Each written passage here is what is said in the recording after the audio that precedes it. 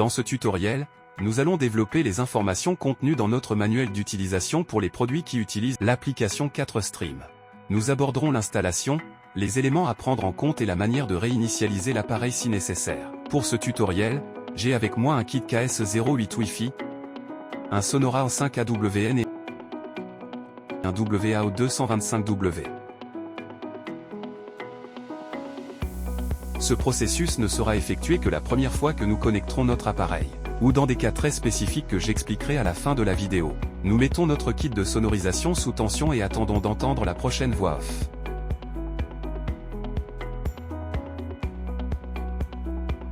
Nous ouvrons maintenant l'application. Dans mon cas, je l'ai déjà installée. Elle recherchera automatiquement les appareils que nous avons installés. Comme nous n'en avons pas encore, nous allons utiliser l'option pour ajouter un appareil. Cliquez sur Settings et vous accéderez aux paramètres Wi-Fi. Nous devons sélectionner le réseau Wi-Fi de notre kit.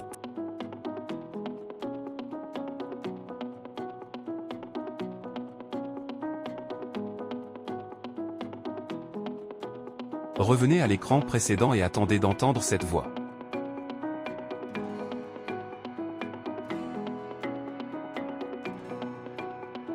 Nous sélectionnons le réseau Wi-Fi auquel nous voulons connecter notre équipement et nous introduisons le mot de passe. Cliquez sur Continuer.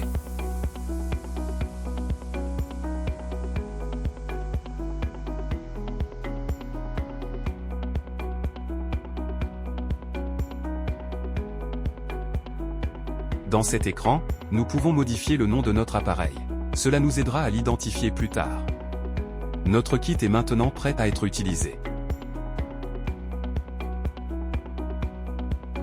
Nous mettons notre kit de sonorisation sous tension et attendons d'entendre la prochaine voix off.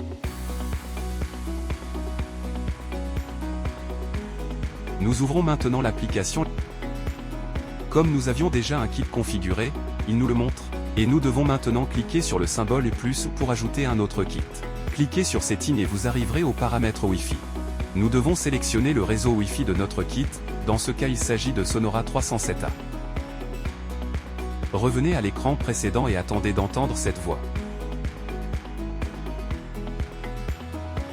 Sélectionnez le réseau Wi-Fi auquel vous voulez connecter votre kit et entrez le mot de passe. Cliquez sur Continuer. Cliquez maintenant sur Next, et vous entendrez la voix. Connected to your Wi-Fi network. Sur l'écran, nous pouvons changer le nom de notre appareil. Cela nous aidera à l'identifier plus tard. Notre kit est maintenant prêt à l'emploi.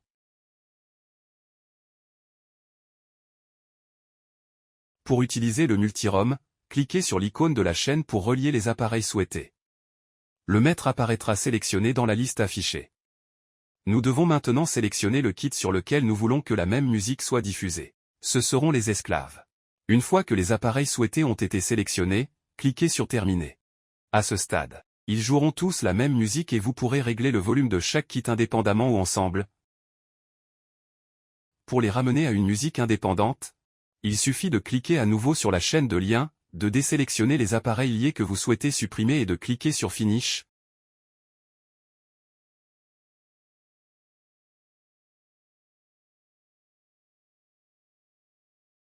Il est très important de garder cela à l'esprit.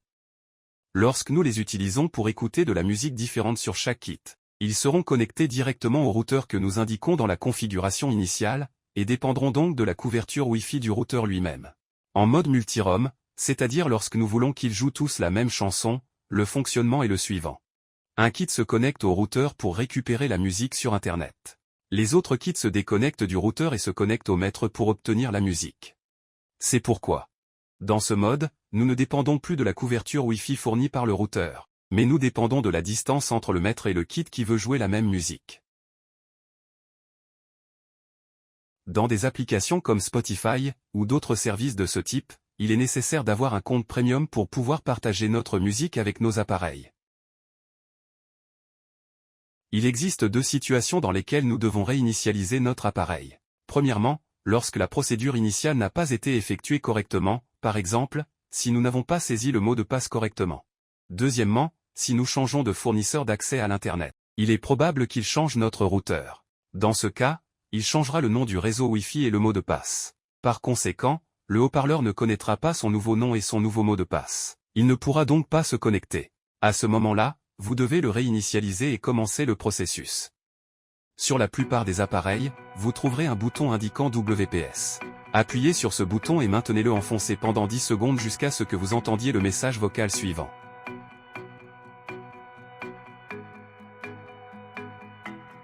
Dans le cas du KS08 Wi-Fi, ce processus s'effectue à partir du bouton WPS de la télécommande. Appuyez sur ce bouton et maintenez-le enfoncé pendant 10 secondes, jusqu'à ce que vous entendiez le message vocal suivant.